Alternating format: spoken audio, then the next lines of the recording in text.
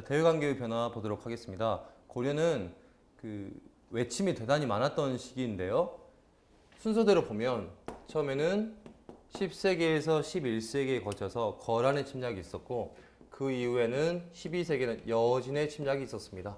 13세기에는 이제 몽골의 침략이 있었는데 제가 이전에 말씀드렸다시피 고려는 정치에서 제일 중요한 거는 이 지배 세력의 변화 과정을 이해하는 것이 상당히 중요합니다. 그래서 이 대외관계의 변화도 그 지배 세력의 변화와 밀접한 관련이 있습니다. 그래서 초창기에는 이제 호족 지배기가 있었고요. 그 이후에 이제 문벌 귀족 지배기가 있었죠. 그 이후에 이제 무신 집권기가 있었습니다. 그래서 각각 이렇게 연결시킬 수가 있습니다.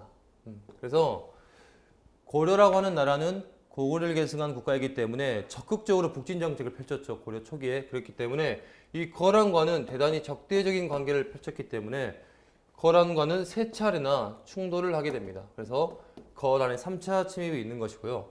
여진이 세웠던 나라 같은 경우는 제가 금이라고 했습니다. 금나라. 우리가 이자겸의 난과 묘청의 서경천도 운동을 공부할 때 이 여진이 세웠던 금나라에 대해서 우리가 언급을 한 적이 있습니다. 그래서 금나라가 고려의 사대를 요구할 때 이 문벌귀족은 그들의 성향이 보수적이고 기득권을 지키기 위하여 다른 나라와의 정쟁을 원하지 않았죠. 그래서 이 요구를 그대로 수용을 합니다. 그래서 대외적 충돌보다는 이 시기는 상대적으로 전투가 별로 없었다라고 좀 기억을 하시면 되고요.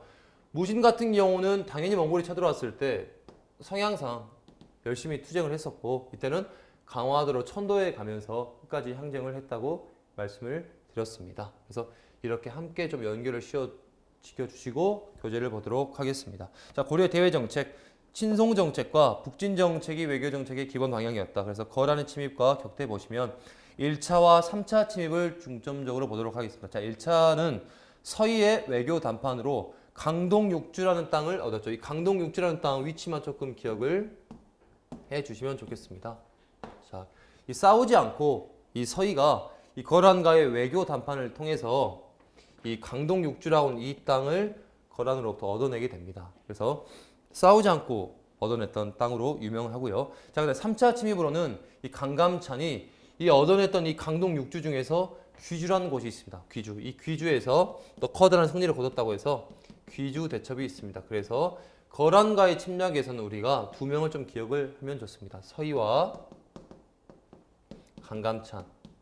이 2명을 거란과의 전투에서는 기억을 좀 해주시면 좋겠고요. 자, 여진정벌과 구성개척을 보도록 하겠습니다. 자, 여진과의 싸움에서는 처음에는 이 여진과 고려인들이 국경에서 워낙 충돌을 자주 했기 때문에 이 윤관이라고 하는 사람이 이 별무반이라고 하는 특공대를 만들어서 여진을 처음에는 공략을 했습니다. 그래서 이 고려의 동북 지역에 9개의 성을 쌓는 그런 수확을 얻게 되는데 이 여진 같은 경우가 금나라를 건국한 이후에 이 9개의 성에 대해서 불만을 품고 이제 고려에게 무리한 요구를 하는 겁니다. 그래서 이 당시에 이제 문벌 귀족 세력들이 이 윤관의 공로를 시기 질투하면서 이 성을 그대로 반환해 버립니다.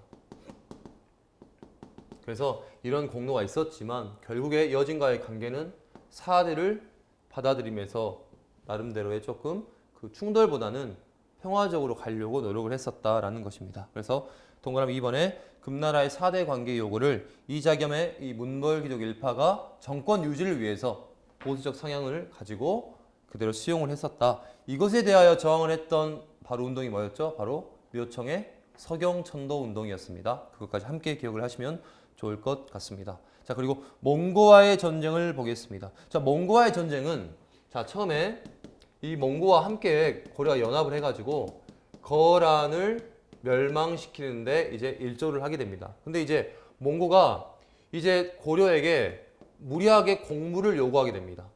이 거란을 물리치는데 자기네들이 도움을 많이 줬다 이런 이유로 무리하게 공물을 요구하게 되고 고려에서는 이제 이것을 거부하게 되는데 결정적으로 어떤 일이 벌어지냐? 고려의 사신으로 왔던 이 저고여라는 몽골인이 자기가 돌아가는 그 국경선에서 피살을 당합니다. 이 피살을 당하게 되면서 몽고가 고려를 쳐들어오게 되는데 이 사건 같은 경우는 이제 그 몽고가 조작했다는 설이 다수가 되는데요. 자, 일단 몽고 사진이 피살되면서 몽고가 1231년도에 고려를 쳐들어오게 됩니다. 자, 이때 바로 고려는 누가 집권하고 있을 때였죠? 그렇죠.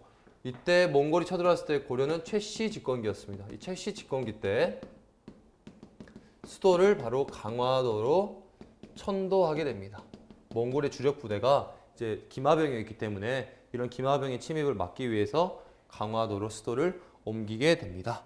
그리고 이제 오히려 어떻게 보면 이 당시에는 주로 우리 민중들이 주로 활약을 많이 합니다. 그래서 처인성에 김윤후라는 승려가 이때 주로 활약을 많이 했었다. 김윤후 좀 기억을 해주세요. 김윤후. 그리고 몽고와의 강화가 약 40년간의 끊임없는 전투 끝에 이루어지게 됩니다. 그래서 개경으로 1270년도에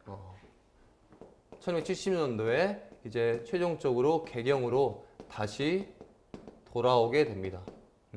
그러면서 이제 원나라의 간섭을 받는 원간섭기가 본격적으로 시작이 되고요.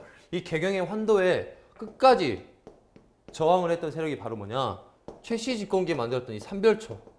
이 삼별초는 국가 고려 정부는 원나라에 원나라에 항복을 했지만 이 삼별초라고 하는 군대는 끝까지 항쟁을 하는 모습을 보입니다. 그래서 이 삼별초 같은 경우는 처음에 강화도에서 출발을 해서 이후에는 진도, 마지막에는 제주도까지 이르는 이런 여정을 거치면서 끝까지 몽골에 저항을 했던 부대가 바로 이 삼별초가 되겠습니다.